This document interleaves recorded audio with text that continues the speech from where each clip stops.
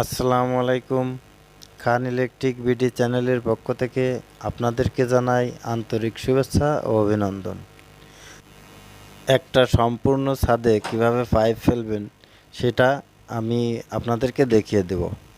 তো প্রথমে আমরা এই পিভিসি পাইপটা স্প্রিং দিয়ে বেন্ড করে নেব। প্রথমে স্প্রিংটা পাইপের ভিতরে ঢুকিয়ে আস্তে আস্তে পাইপটা এইভাবে চাপ দিয়ে বেঁকাতে হবে। তো এইভাবে আমরা প্রথমে পাইপগুলা বেন্ড করে নেব।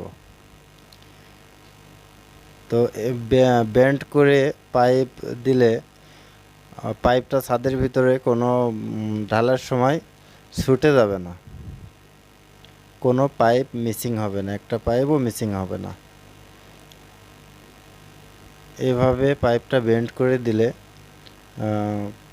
কোনো সময় ছাদে ঢালার সময় পাইপটা ছুটে যাবে না সকেট থেকে বা এই সার্কুলার বক্স থেকে, এই পাইপগুলো ছুটবে না এভাবে দিলে।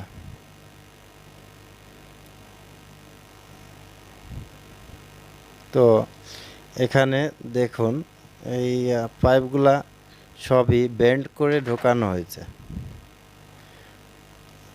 ডাইরেক্ট এসডিবি বক্স থেকে সুইচ বোর্ডে আলাদা আলাদাভাবে লাইন টানা হয়েছে,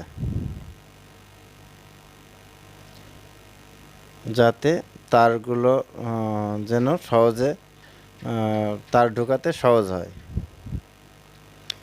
এভাবে ছাদে পাইপ ফেললে তার ঢোকাতে কোনো অসুবিধা হবে না।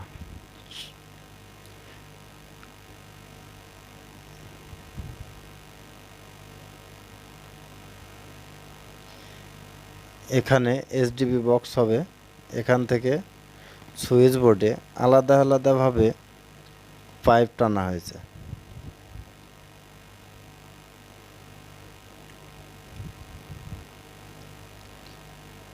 এখানে একটা বেডরুম, এই বেডরুমে আলাদাভাবে পাইপ টানা হয়েছে ডাইরেক্ট এসডিবি বক্স থেকে। প্রতিটা রুমের প্রতিটা ওয়ালে পাইপ লাগানো হয়েছে। দেখুন সবগুলা পাইপই ব্যান্ড করে দেওয়া হয়েছে, সবগুলা পাইপ ব্যান্ড করে দেওয়া হয়েছে।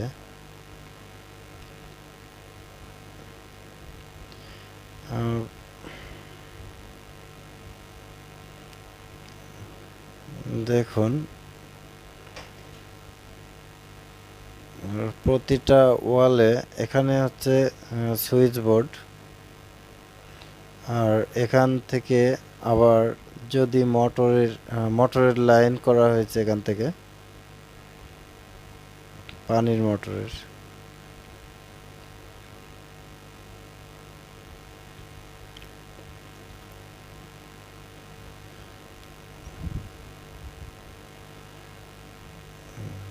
দেখুন এখান থেকে একটা লাইট হবে, প্রতিটা রুমে আলাদা আলাদাভাবে পাইপ টানা হয়েছে। দেখুন সবগুলা পাইপ ব্যান্ড করে দেওয়া হয়েছে, ব্যান্ড করে টানা হয়েছে প্রতিটা লাইন। পাইপ ছুটে যাওয়ার কোনো চান্স নেই।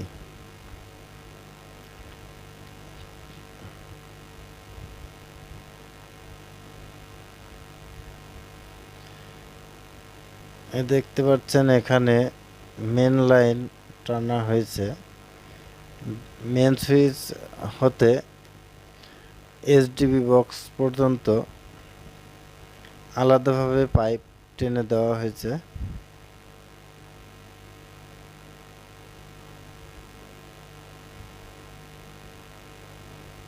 এখানে এসডিবি বক্স আর পাশেরটা সুইচ বোর্ডের। এখান থেকে এই সাইডে একটা বেডরুম আছে, এই সাইডে সুইচ বোর্ডে লাইন টানা হয়েছে। এটা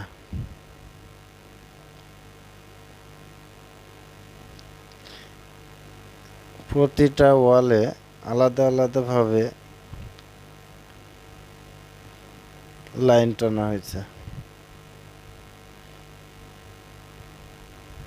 এখানে দুইটা ফ্যান হুক, এই বক্স এই সার্কুলার বক্স নামানো হয়েছে।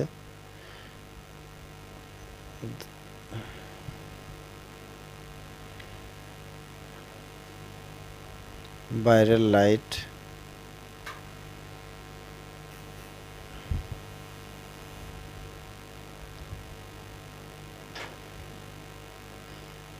এই লাইনটা টানা হয়েছে। এটা ডিশ লাইনের জন্য, ডিশ লাইন বা ইন্টারনেট লাইন টানার জন্য। প্রতিটা রুমে এভাবে আলাদা আলাদাভাবে লাইন টানলে কাজ করতেও খুব সহজ হবে এবং একটা পাইপের ভিতর দিয়ে অনেকগুলো তার নিয়ে টানা হাঁচড়া না করে এইভাবে যদি আলাদা আলাদাভাবে আমরা যদি পাইপ টানি তাহলে আমাদের কাজ করতেও অনেক সুবিধা হবে। ছাদে যদি সঠিকভাবে পাইপ ফেলানো না হয়, সব জায়গায় যদি লাইন টানা না থাকে, তাহলে অনেক সময় ওয়াল কাটতে হয় অতিরিক্ত। ওয়াল কাটার সময় পিলারগুলোও কাটা পড়ে। তো আমরা সব সময় চেষ্টা করব যে আমরা যেন অতিরিক্ত ওয়াল না কেটে, পিলারগুলো না কেটে সহজভাবে যাতে কাজটা করা যায়, সেভাবে আমরা ছাদের পাইপটা সেভাবে ফেলে রাখবো। প্রতিটা ওয়ালে 4টে ওয়ালে পাইপ ফেলে রাখলে পরবর্তীতে ওয়্যারিং করতে কোনো সমস্যা হবে না। তো যাই হোক, আজ এই পর্যন্তই আপনাদেরকে শেয়ার করলাম। তো আমার এই ভিডিওটা যদি আপনাদের ভালো লাগে তাহলে আমার চ্যানেলটি সাবস্ক্রাইব করে রাখবেন এবং বেল আইকনটি অন করে দিবেন। আশা করি পরবর্তীতে এর থেকে আরও ভালো কাজের ভিডিও নিয়ে আপনাদের সামনে হাজির হব। আসসালামু আলাইকুম রহমতুল্লাহ।